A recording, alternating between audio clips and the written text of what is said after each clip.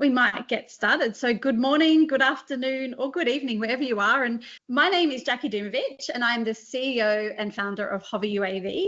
And I'm also a really proud board member of Safe Skies Australia. So I'd like to extend a warm welcome to each and every one of you for joining today's session on SMS for Uncrewed Operations. We're thrilled to be a part of this conversation alongside Safe Skies Australia, and I'm excited to dive into today's topic. Let's look at the agenda for today. We're going to start with an opening presentation from CASA to set the scene for SMS in Uncrewed Operations, followed by a moderated Q&A with our fantastic panelists. And then we'll finish, as I mentioned, with audience Q&A to answer any questions.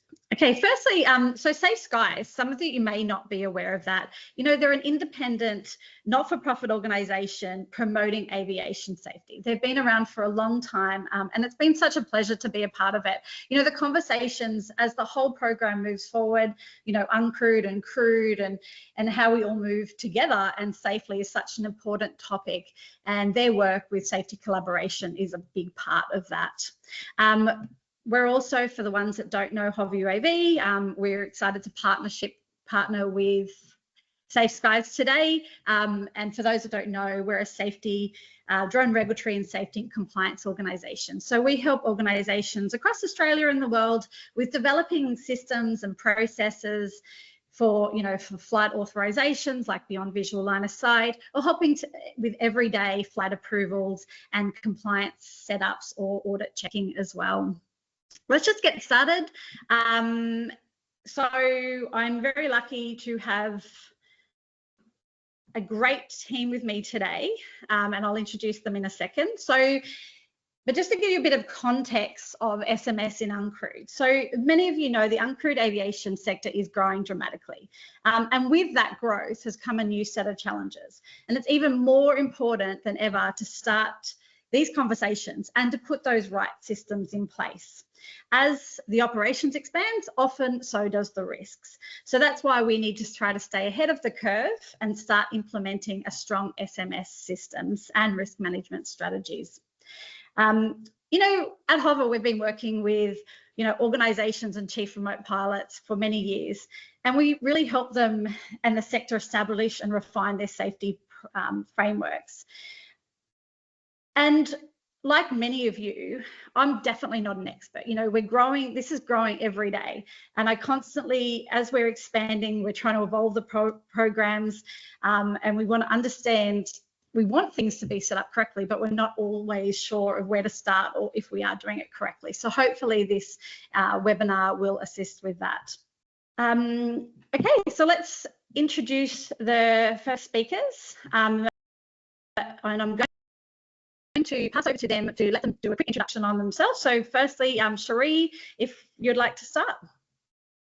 Yes, hi everyone, I'm Cherie Love. I'm a Senior Safety Program Specialist at CASA in the Safety Risk and Intelligence branch. I joined CASA just over 4 years ago now, but before that I worked in the aviation industry across a variety of roles and organisations, with my main focus having been over the last 20 odd years on implementing risk management strategies to improve overall safety, health and wellbeing within organisations. I've got experience implementing, maintaining and improving SMS and also fatigue risk management strategies in regional, domestic and international airlines, not only in Australia, but also in New Zealand, the United States and across Asia as well in the Pacific. I also have a lot of experience in human performance and academic research as well. And in fact, my main focus for the last 10 years has been on the safety risk impacts of cognitive performance within safety critical industries. So a bit of a broader base there, looking at the impact of people safety and things like that. Within my role here at CASA, I work across several key programs, including the development and monitoring of Australia's second National Aviation Safety Plan and our state safety program as well. I also work on a lot of safety enhancement initiative programs and performance reporting across the state, so not just within CASA, but across our other 8 state aviation safety agencies as well. I also work on enhancing some of our SMS guidance and education materials, not only for industry, but also within CASA and our team members within CASA. I'm also a subject matter expert for surveillance oversight and approval of complex and convoluted or out-of-the-box SMS and FRMS approvals as well across industry. And I'm also the lead trainer for safety management systems for advanced technical training for our inspectors. So that's how I fit into the broader scheme of things at the moment. Handing back to you, Jackie. You're one very, very busy lady, and I'm so excited to have you on this panel. I already have so many questions from you. Mike, we'll pass over to you to do an introduction. Thanks, Jackie. My name's Mike Hutchinson. I'm a former RAF flight engineer. I had 30 years in the military and ended my career in the military as the aviation safety officer for all the transport squadrons. So I've been involved with SMS since around the mid-1990s. Currently, I work as a lecturer for Swinburne University, and I teach aviation safety and risk management. And I also run external and internal courses for IATA, the International Air Transport Association, mainly focusing on SMS, human factors, and accident investigation and prevention.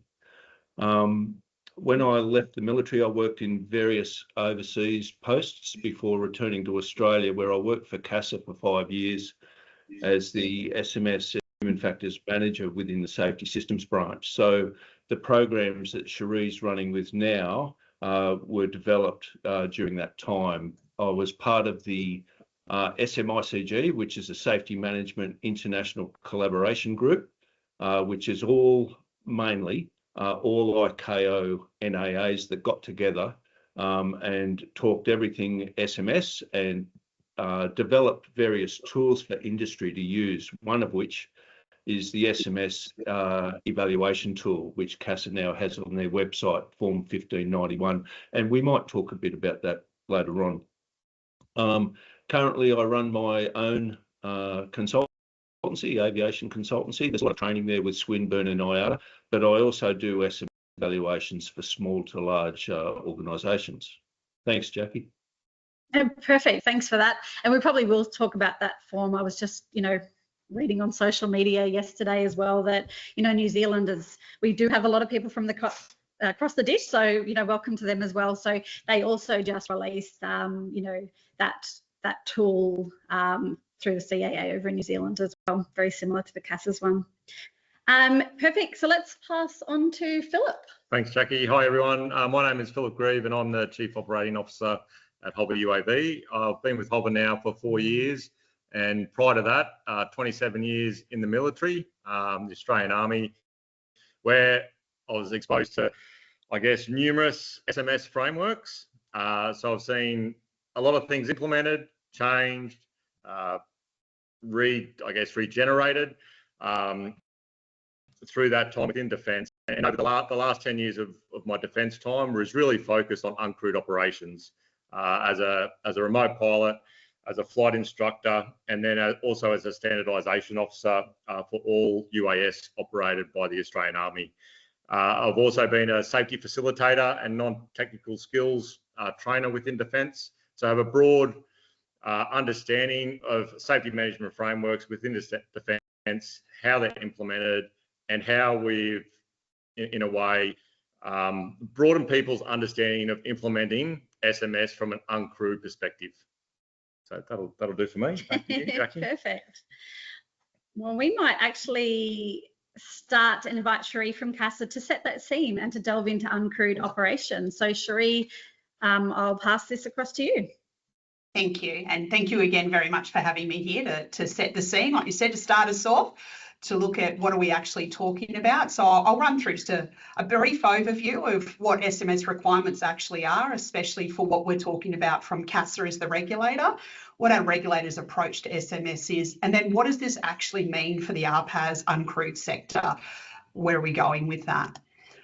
So under the International Civil Aviation Organisation, ICAO, Annex 19, Australia actually has obligations as a state to ensure that we have adequate safety management processes in place, not only for industry service providers, but actually for ourselves as the regulator as well. So it's how we approach SMS, also how we require SMS for operators. It includes a requirement for SMS regulations across service providers And the annex actually lists a number of sectors that are mandated that SMS is supposed to have regulations for, but it also follows up with a bit of a catch-all that states should periodically review the need to extend SMS regulations to additional aviation sectors when the risk is identified and it's warranted to bring them kind of into that SMS bubble. Currently, Australia obviously does not mandate SMS for RPAS operators, but as with all aviation sectors, it's still highly encouraged that operators look at adopting an SMS internally themselves, as there is always the potential that in the future it may become mandated, just like has occurred in other sectors of industry over time as well, that previously didn't have regulations that do now. So what does this actually mean? Well, ICAO actually sets down a mandated SMS framework for states, which indicates that there must be 4 components and 12 elements. And within each of these elements, there's minimal acceptable standards required to be met as well under the ICAO standards. And funnily enough, if any of you have seen the CASA SMS Aviation Toolkit, which has got 9 booklets, and booklet 9 is actually dedicated to SMS considerations for RPAS operators, that actually follows that ICAO framework. So it actually outlines in that booklet the minimum acceptable requirements to meet the ICAO SMS standards, but it also talks to other SMS industry best practices across several safety critical industries and how this could actually be in play within the context of remotely piloted aircraft operators. So that's all well and good, but what does this actually mean? What do we mean by an SMS in aviation beyond just the framework? So mainly the purpose of an SMS is to provide organisations with that systematic approach to managing safety. It includes things like the necessary organisational structures, outlines the key accountabilities and responsibilities of everyone involved, and outlines policies and procedures. It does go further just than encouraging people to be safe and actually sets the standard across an entire organisation. So it's designed to improve safety performance through the identification of hazards, the collection analysis of safety data and information, and also tries to build this continuous assessment and monitoring of safety risk and operational performance. So it's not just designed to meet regulatory requirements. There's actually an outcome or a purpose and a drive towards performance requirements for it. So practically though, what does this actually mean? Like out in the real world, when we take it off the textbook, what are we talking about when we are talking about SMS? It's a means basically to identify and understand what your key safety risks are. And obviously we're talking your key aviation safety risks. It's about managing those risks to prevent those kind of bad things from happening, trying to be more proactive about it. But it's also designed to accept that things do go wrong and will go wrong, as we all know, but trying to minimise those safety consequences when it does happen. Realistically, it's about more than having a manual. While documentation is highly important, it's more than the manual. It's more than having a safety database. It's more than just a regulatory approval. It does need that right safety culture kind of underpinning it and the understanding of everyone's responsibilities and buy-in to that safety space. And it also helps to create corporate memory and understanding why we do the things the way we do them, especially when it comes to safety performance. So CASA as a regulator, we have an approach to safety management systems, and it is slightly different to some of our other regulations. And this is given that it is a very performance outcomes-based regulation. And this is in line with the ICAO standards and guidance, that it's not just compliance, it's not just tick the box, I documented all the base measurements that are needed per the framework. It means that there's more needed to become for the outputs from an SMS. So what does this mean? It means that we as the regulator have to recognise that many aspects of an SMS are subjective and are entirely driven by the operator, their experience, their size, their scalability, and their actual risk profile. And what does that mean? We need to, as the operator, look beyond the manual. So we are not just evaluating that an operator has the best piece of paper in the world that is a textbook version of what an SMS should be. And essentially, we approach an operator's SMS by asking, is safety part of how they do business? Is it embedded into everything we can see they do? And how does the operator actually ensure they're managing their aviation safety risks and safety performance? And then finally, how does the operator impact the broader aviation industry safety as well? So it's not just do they understand themselves, but do they understand where they fit within the bigger picture of aviation? So what does this mean? This means that we need to recognise that because our approach to SMS is not the same as some of our other regulations, that we need to basically encourage and guide industry to get it right, to understand the purpose of these performance-based outcome regulations. We need to have the flexibility to adapt our approach as we gain more experience. This is obviously especially important in the rapidly growing RPAS space. We also need to be satisfied that an organisation within our oversight are actually managing safety appropriately. So we constantly need to be asking ourselves when we're performing, whether it be entry control or ongoing surveillance of SMS within industry, that we actually feel that they are managing that safety and not just trying to tick the compliance boxes with us. We also need to understand, and this is across all of our regulations, that industry themselves own their risks and their SMS. So essentially, industry needs to advise CASA what you think your key risks are from aviation safety standpoint and how you would be managing them appropriately, not the other way around. We also need to put safety management into our inspectors' comfort zone because it is a very different approach to how our regulations work, moving from compliance-based to performance outcomes-based. So what about RPAS actually mean? Think about that from our experience in safety management within CASA. Now we talk about how does this fit within RPAS sector. Well, an SMS is of equivalent relevance to an RPAS operator as it is for any air transport operator or airport or approved maintenance organisation out there. And why is that? Well, because accidents within the RPAS sector are not uncommon. However, we do obviously have an enviable safety record in our RPAS sector versus some of our other sectors in industry. Excuse me. With exceptionally low injury rates as a result or contributed to from RPAS accidents and events. However, the continued growth in this sector is expected to see obviously those larger RPAs operating over more built up areas more frequently and interacting more and more with our more traditional crewed aviation sectors as well. So what are we thinking about there is that an accident of significant consequences would be impacting public perception of the safety of RPAS and undermining the confidence of obviously regulators, not only here in Australia, but around the world, to be able to approve more complex operations without imposing further restrictive conditions that in some cases may not be warranted. So naturally, CASA, as with other aviation participants and the public, we want assurances that the expansion of that rapid growth in the RPAS space into new areas are just as safe.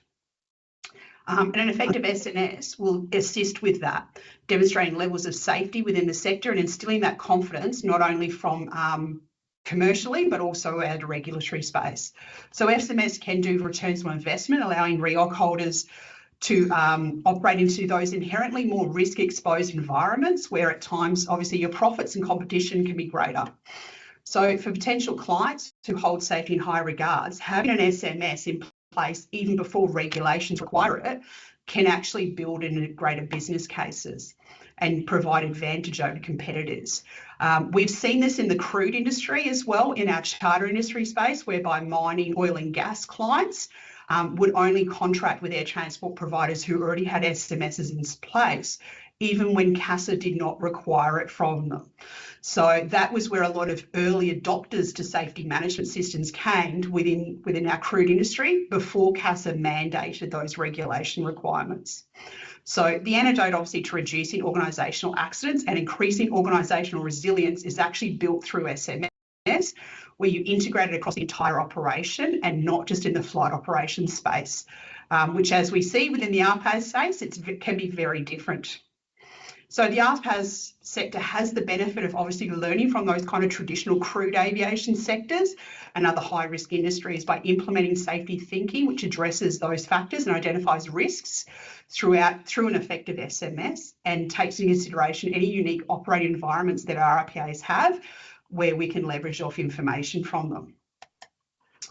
So what are our expectations for RPAS operators when it actually comes to SMS? As I said, we don't currently mandate it, but what would we be looking for if within an operator's suite of manuals, we saw that they already had an SMS as part of the way they did business?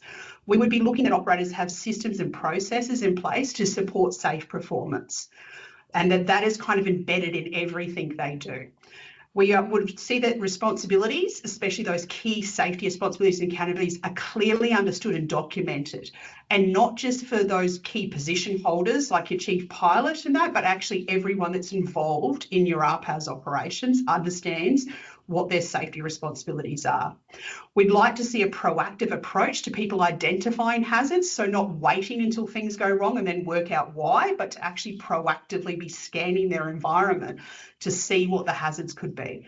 We want to see that operators actually know and understand their biggest and most common safety risks, and quite often those most common ones aren't the big ones, but the ones that you need to manage on a daily basis. We'd want to see that changes are assessed for impacts to aviation safety. And as Jackie said, with the rapid growth and expansion of RPAS, this is an area where we'd really like to see that that's been looked at in advance proactively. And also that sharing of safety information and learnings, not only internally within an operator, but how are we getting that message out there through forums like this to actually share it across the industry. And continual improvements in safety systems and practices, so an organisation is learning as we go along. And obviously documentation, it needs to be clear, relevant and recent. So that documentation really builds that corporate memory, and it needs to be maintained and updated, not something that sits on that virtual shelf collecting dust waiting for something else to happen. So now, while there are no current SMS regulations mandating SMS to RPAS operators, there are many benefits that can be derived from that kind of early adoption of SMS and its basic principles, not only for operators themselves, but for RPAS industry as a whole, and also more broadly for the whole aviation industry that we interact in.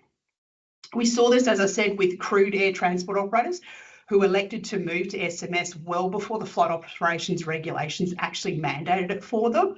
And these benefits kind of include things like moving from a regulatory compliance mindset to that enhancing safety performance for both operational and organisational resilience, making sure you can bounce back faster when things do go wrong or the unexpected does occur.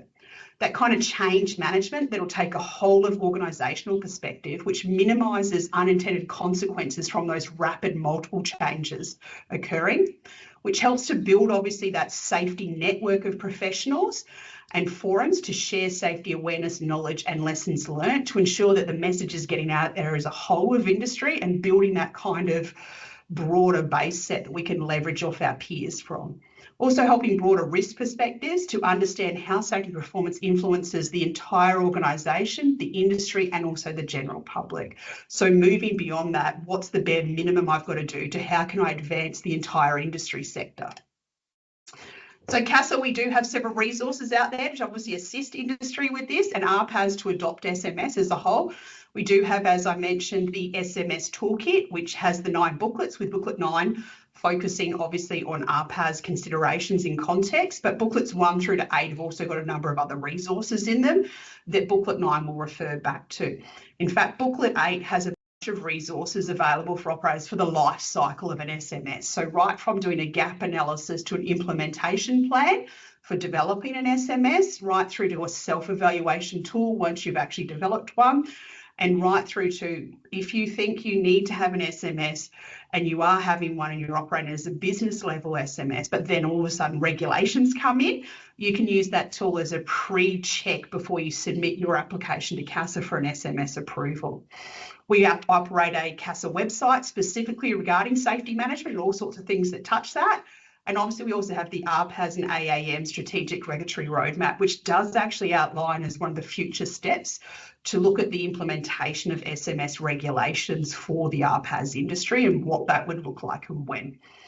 So that is basically the overview of what we're looking at from a regulator and how we see that while RPAS is a unique sector within our industry, especially with its advancements in technology and how rapidly it's growing, we also can see that SMS is just as applicable to RPAS as what it is any other sector.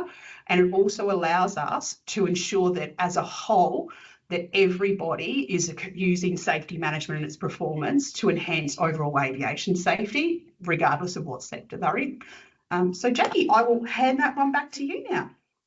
Thank you so much, Cherie. There was just so much information in such a short period of time, and you've also answered my first few questions, so I'll have to jump by them. But no, thank you very much. Just a reminder to everyone, if you do have any questions, there's a Q&A functionality, so please place them in as well. So let's get moving through to as I said, I'm going to skip the first question. I'm going to move to building and scaling your SMS. So Mike, we might start with you. What does a fit for purpose SMS look like for an RPAS organisation, and how do we scale it effectively as the operations grow? It's a key point in that not one SMS is the same as another.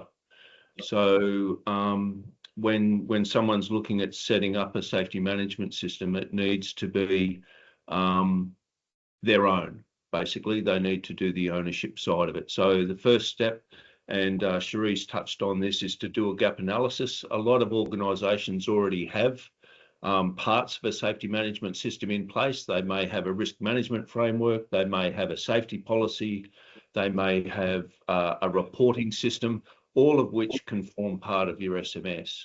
But one key point that I'd like to raise is that the ICAO framework, those 4 components and 12 elements that Cherie highlighted in her slides, could form the part, and I'd get people to consider this, is that it's ideal to have that as your index for your safety management system manual.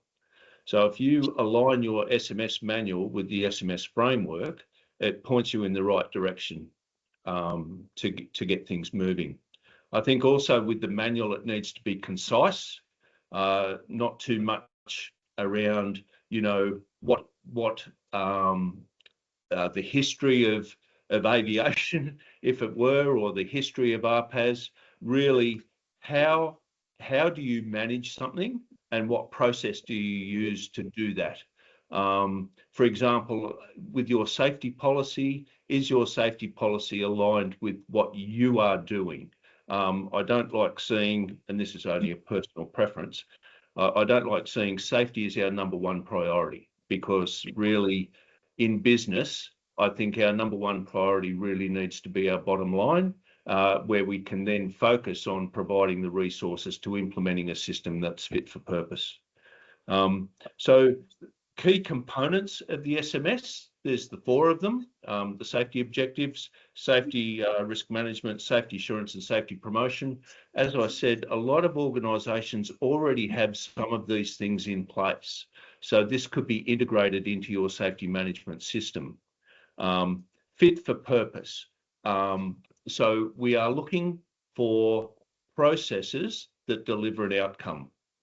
Because, so take, for example, hazard identification.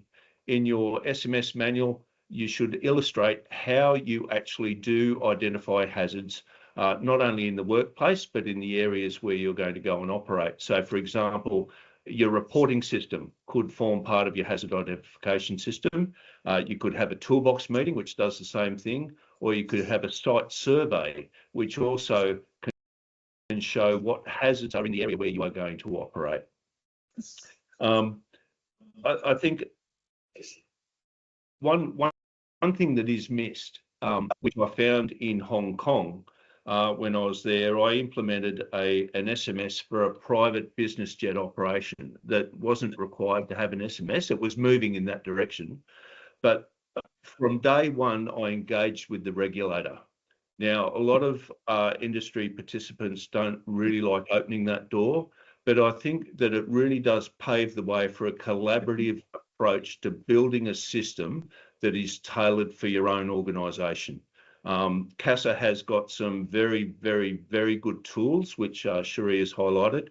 And so if there's any questions around the CASA guidance material, or how do we actually go about doing something, you will find the answers in those publications. But again, it's good to get the inspectors or your inspector involved if they have the time. I think a collaborative approach with industry and the regulator is necessary.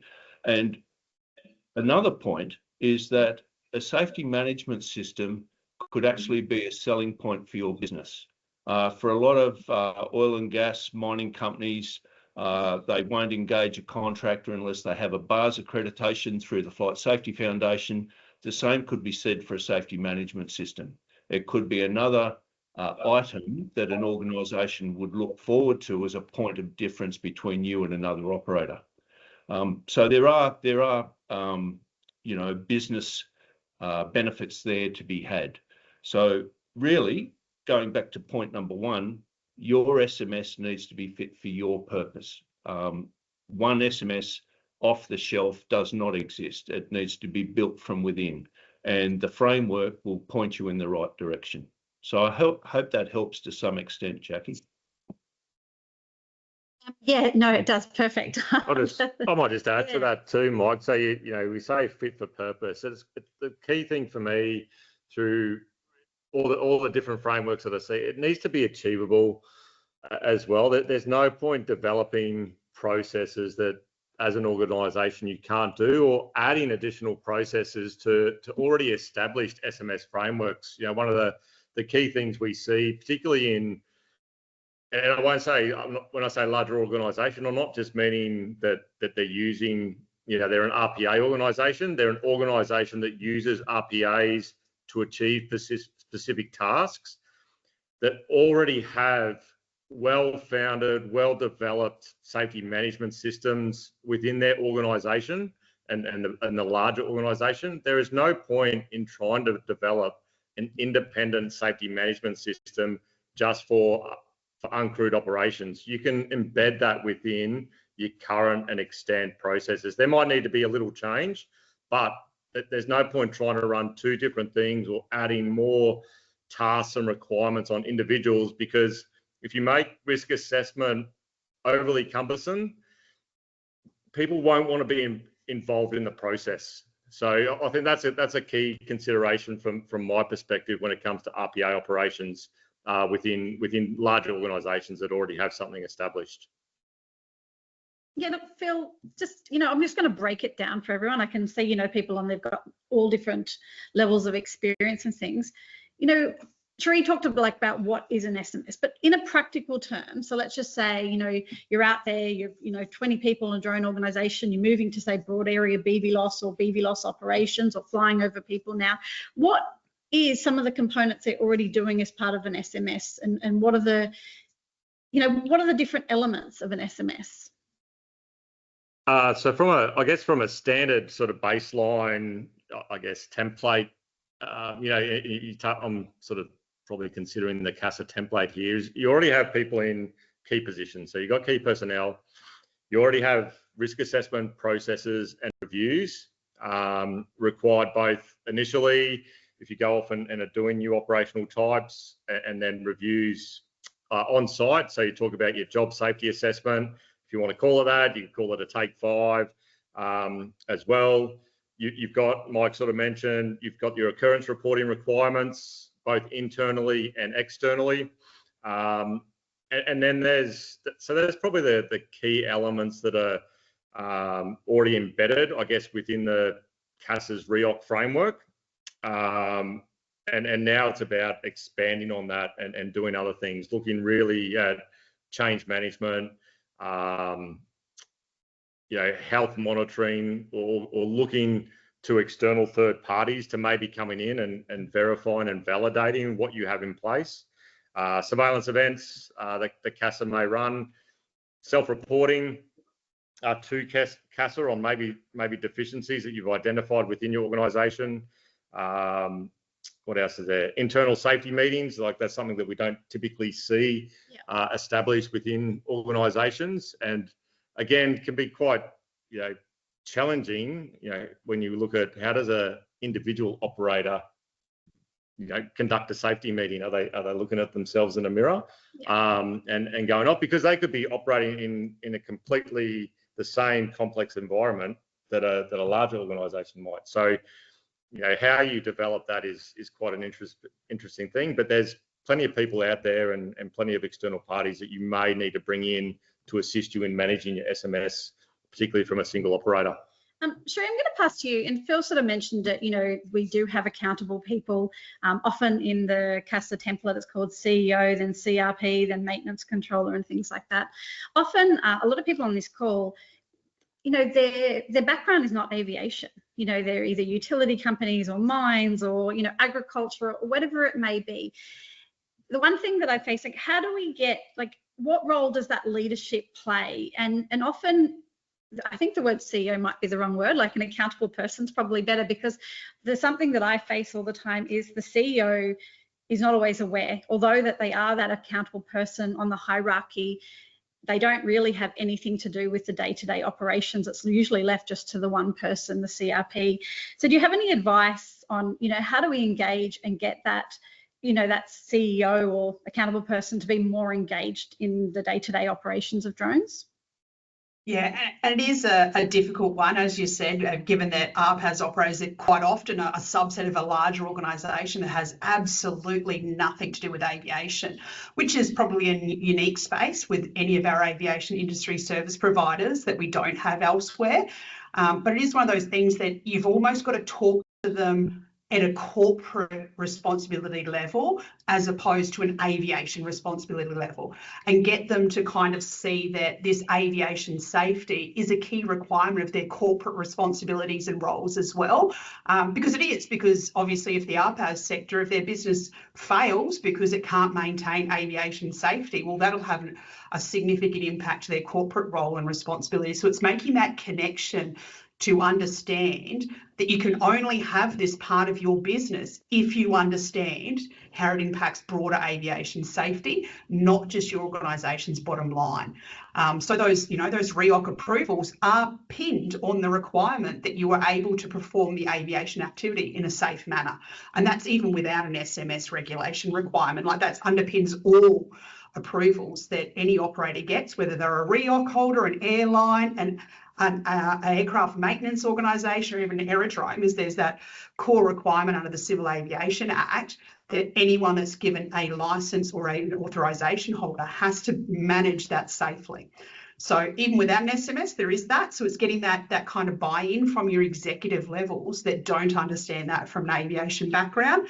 And I have come from a bit of a diverse aviation industry background, and I can tell you right now, there are CEOs and corporations out there who their accountability manager does not have an aviation background either. So it's not unique in that sense that you're trying to get buy-in from a C-level corporate suite that does not come from aviation. And some of them do come from aviation, but not from an operational aviation background. So they still can struggle with that understanding of what safety performance and safety management is within their aviation operations. So you've kind of got to get that in. So I almost talk about you've got to speak their speak to get them to understand how critically important from a corporate world aviation safety is as well.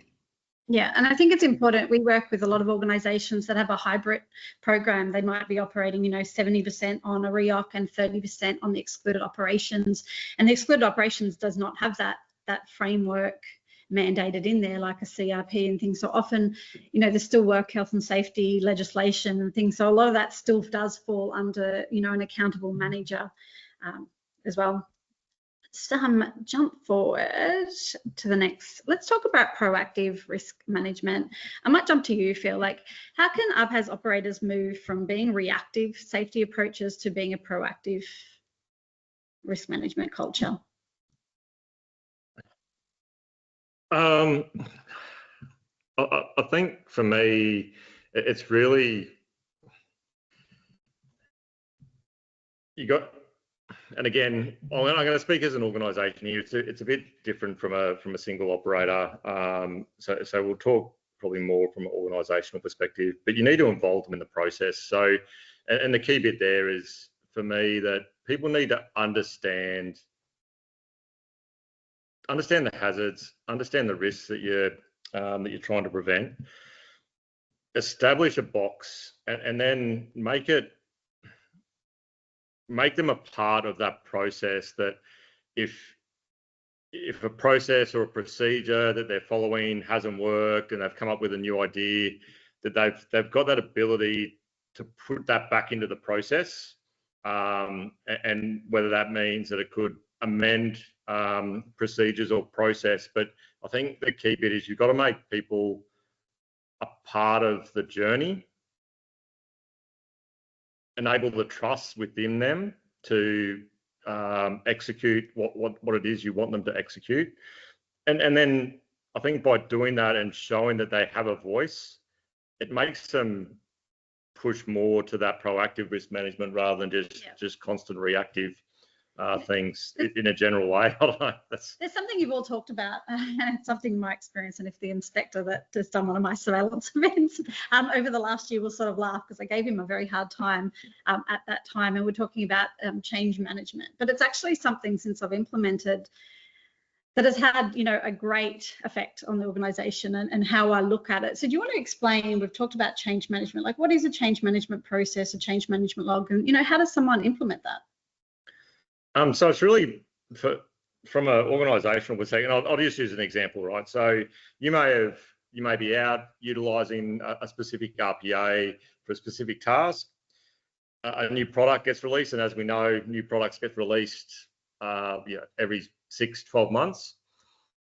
But it's shouldn't just be a case of bringing that in and just going out and commencing operating. You need to understand, does that new system, is it operated the same way? Do I need to do additional training? So you need to do an evaluation on the system and what it means from a safety risk management perspective. So is it operating the same controlling software as an example? Do I now need to do additional training before people go out and operate the system commercially? Is it larger, more difficult to operate? Does the risk assessment that I've conducted utilising the older system, is it still extant utilising this new system? So that's probably just a general example of things that can be looked at from a change management perspective. Look, it was a bit, you know, when I first got told that in a surveillance event, I'm like, you know, and I tried to research as much. And there's not a lot in the, you know, the CASA RPAS templates or anything on the change management, but there are some great resources on some of the advisory circulars from Uncrewed Aviation. So, you know, recommend anyone going in and having a look at that. And, you know, I think it's something that's really important, especially, you know, maybe not for a single operator, but, you know, as you're moving to, you know, 20 or plus operators, it's something that should definitely be added into your manual. And it also helps you derive, you know, if it should be a significant or non-significant change at that time as well. All right, I think we'll keep moving through. Mike,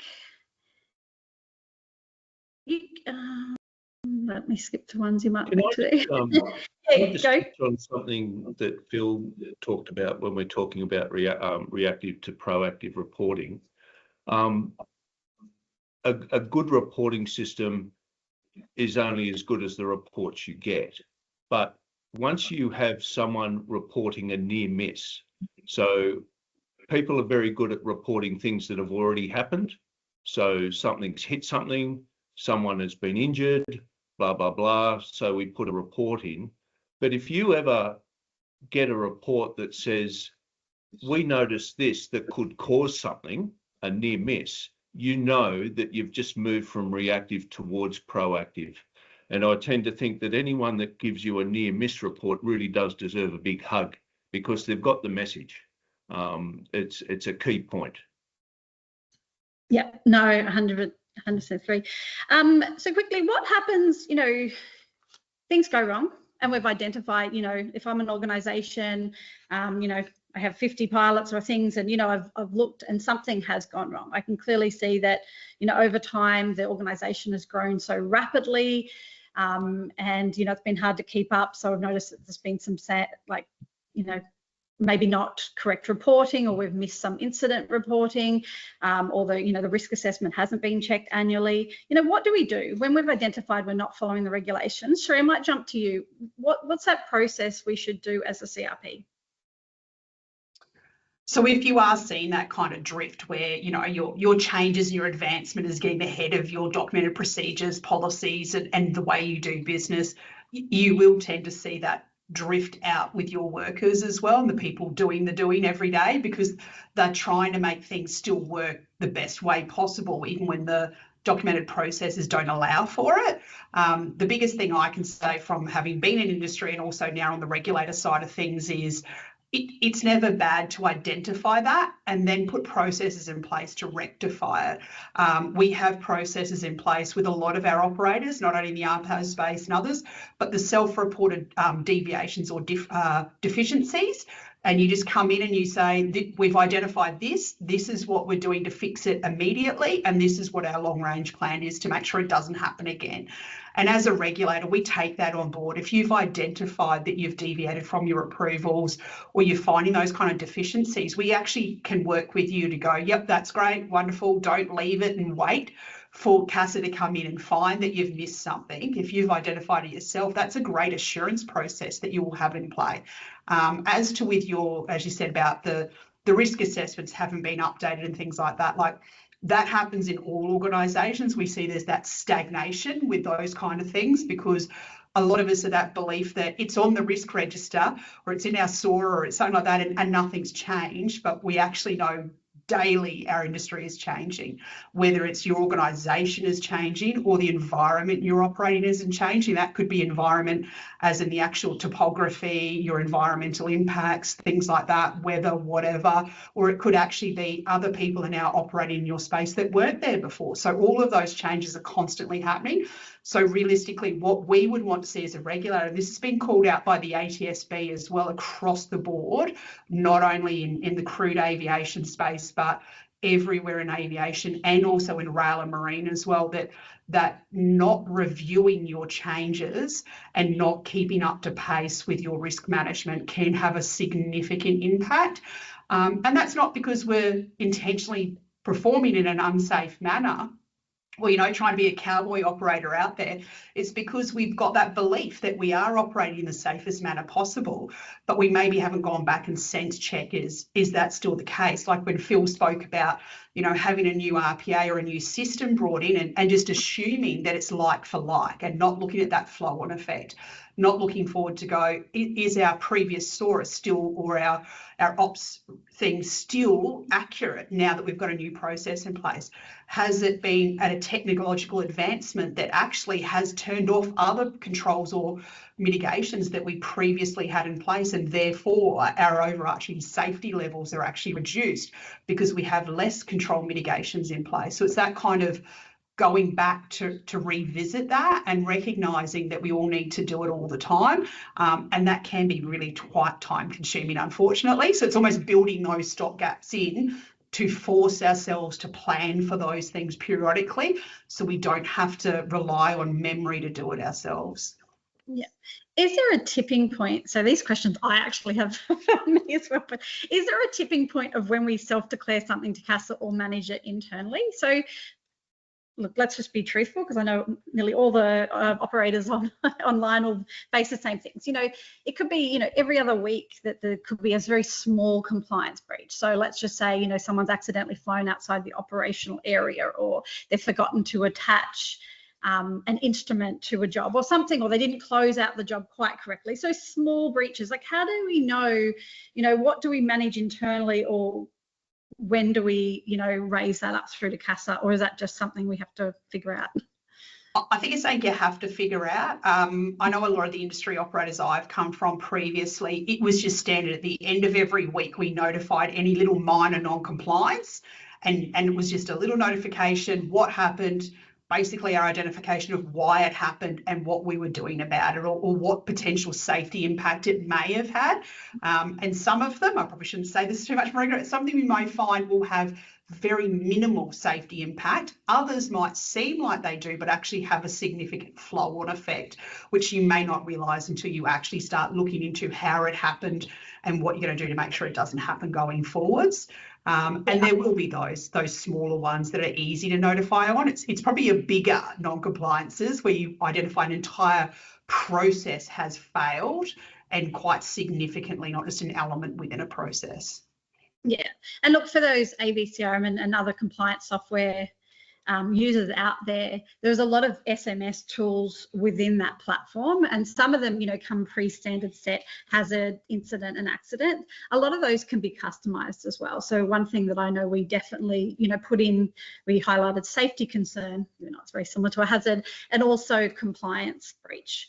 So if we do see breaches, we are keeping a full record of that to try to understand when it actually is becoming an issue, or it really was just a one-off occurrence.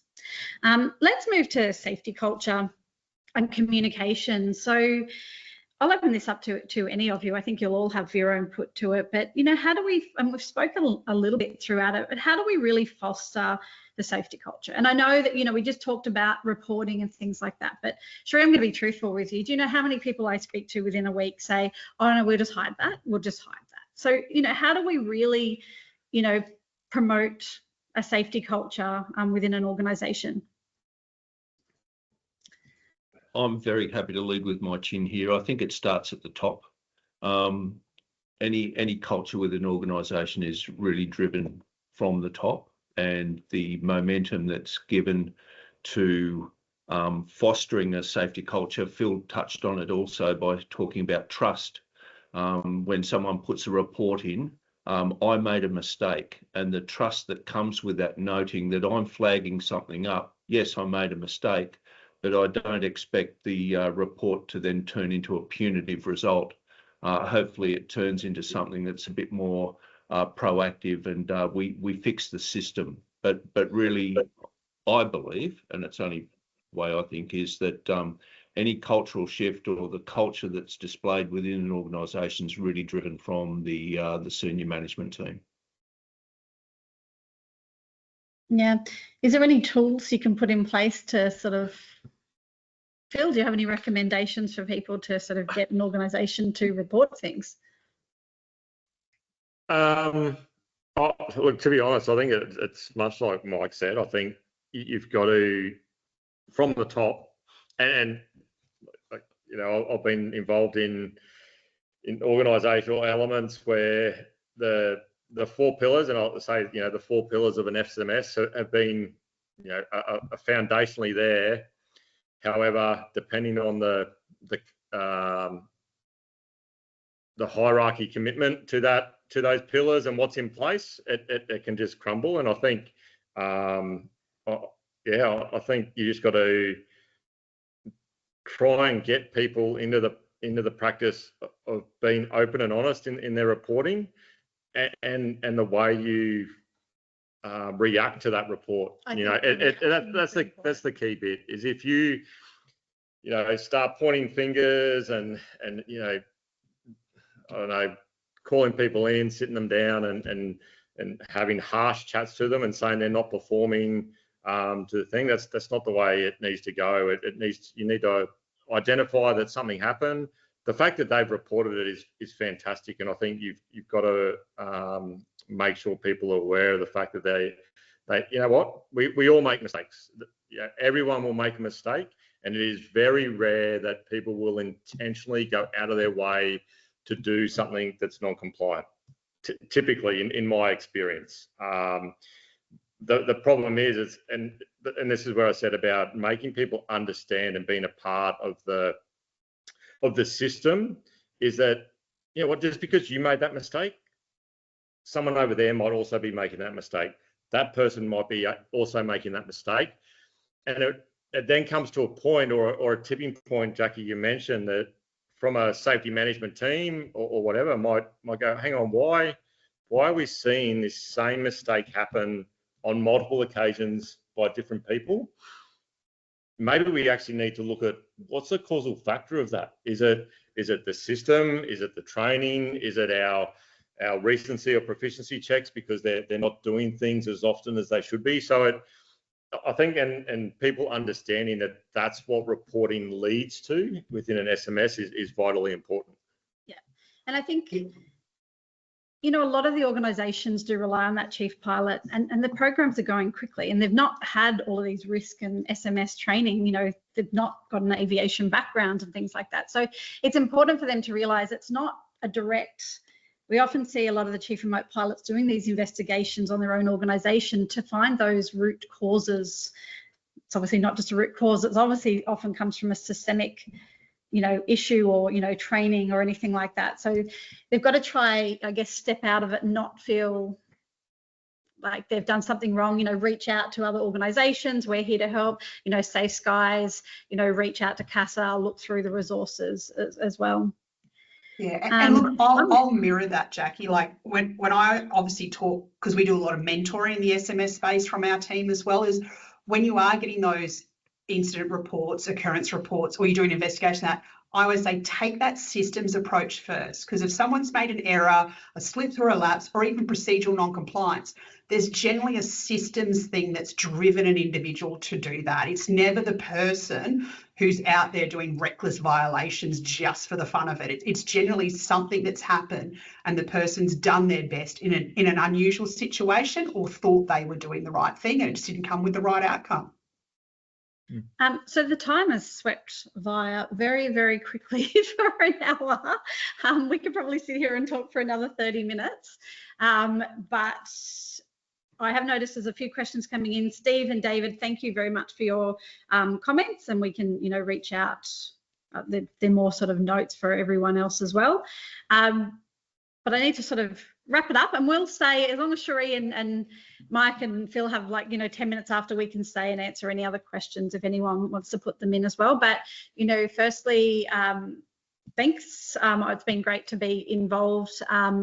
I have a little bit of a mission for Safe Skies because I finally got access to their LinkedIn and I was going to get a lot of uncrewed followers. So everyone scan that QR code and follow Safe Skies on LinkedIn.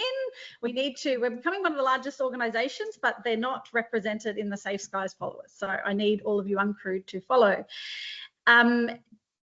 I also want to remind everyone that Safe Skies does run a series of webinars throughout the year.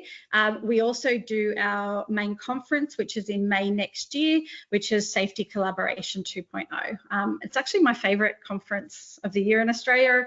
It's a great community. Everyone gets there from crewed and uncrewed, and it's all about learning. There's no competitive or, business case worries. It's all about, how do we all move forward in a safe way together. So it's a great conversation. So feel free to look up Safe Skies website or follow us on LinkedIn to find out more information. One last thing as well, this was sort of a side to our CRP professional development series. As you know, HOVA's been running them for the last few years. Please jump on. There's a lot of free resources and webinars on. Last month's was on airspace, how to decipher it with air services and AVCRM. And we've done some earlier ones with CASA on surveillance events and things, which will go into some of those topics that Cherie talked about a little bit more in depth as well. But mainly I want to thank, our presenters today, Phil, Cherie and Mike. I really thank you for your time and answering a lot of the questions that, I have, which in turn probably a lot of industry have as well. So I really appreciate your time. Before we finish up, is there any final thoughts that any of you have that you would like to add?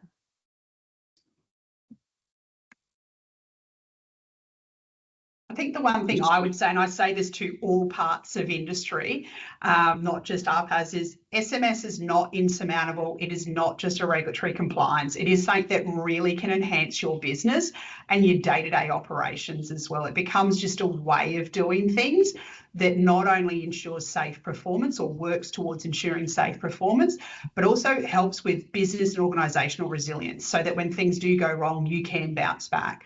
It does need to be tailored to your operation, exactly like Phil and Mike and yourself, Jack, have all said, that leverage off what you already have, your systems, your processes, your knowledge. Don't assume that an SMS that might be tick box for another organisation that got them over the line for whether it be a contract or for CASA is going to be workable and achievable for yourselves.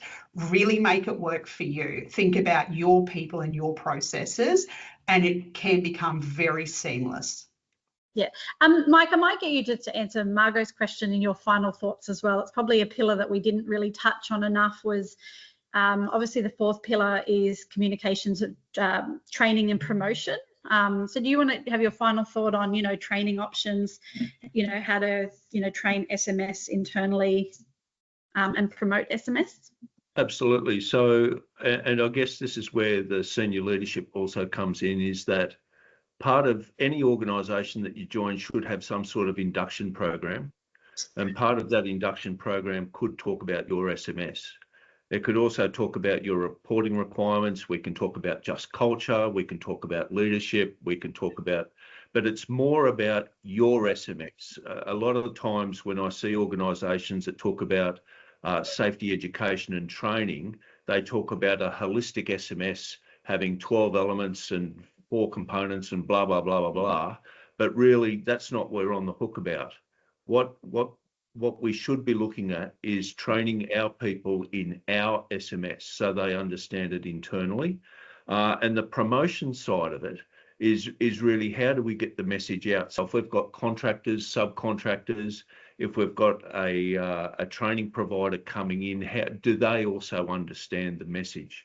So I know that Margot would be very, very keen on this, and I am as well, because even though it's the 4th pillar and people talk about safety promotion, we're not just talking about posters on a wall. We're talking about absolutely effectively getting the message out to our people so that they understand our SMS and the effect that it may have on the organisation. Yeah, perfect. I might finish up with you, Phil. You know, there's been a lot of talk about beyond visual line of sight, and I noticed David's mentioned a few times. We've obviously had the broad area BV loss, you know, be introduced in the last few weeks, and, you know, a lot of talks about drone in the boxes and things like that. So now we're moving, you know, a pilot from being actively involved and flying from remote operations centre. Do you have any, you know, safety thoughts? I'll be honest, I actually don't think it changes the safety question. And this comes from my experience. The key inherent, from a risk perspective, you're trying to treat really two main top events. Unintended descent, because as soon as we start falling out of the sky, we're becoming a risk to people on the ground, and critical infrastructure. And then the other one being a breakdown in separation from an airspace perspective. So they're really the two things. Now, those two risks are there no matter what you're doing. It's just how you treat them separately. And David, you mentioned that whether the BV loss may change the SMS mandate question. Again, BV loss can be done in such a benign environment that there's no reason why a more complex SMS needs to actually be implemented. And that's the uniqueness, I think, of the RPA industry, is a drone or an RPA can be used in so many different environments that have so many different complexities, but an operational type doesn't really change that, to be honest, more often than not. And whether you're doing a visual line of sight or beyond visual line of sight doesn't really change things. It's just how you manage. I've always looked at things as you're given a box within which to operate. You understand that the risks that you're trying to minimize, and in the end, your processes and procedures allow you to operate safely within that box with the freedom to make the appropriate decisions as a remote pilot to meet your requirements. The how you do that might change from a day-to-day, site-to-site specific, but the reason you're doing it always remains the same. So yeah, I don't know. That's just my take. I don't know whether others will agree. But again, that just comes from my experience and exposure in conducting beyond visual line of sight operations, and that's going to be different for different people and different organisations. I think it's important to understand your own equipment and how they react in those situations, and understanding all the associated communications, you know, connectivity, all of those is really important to understand as you move to BV loss. All right, I think we're good. So we're going to stop recording now. And thank you all for the time.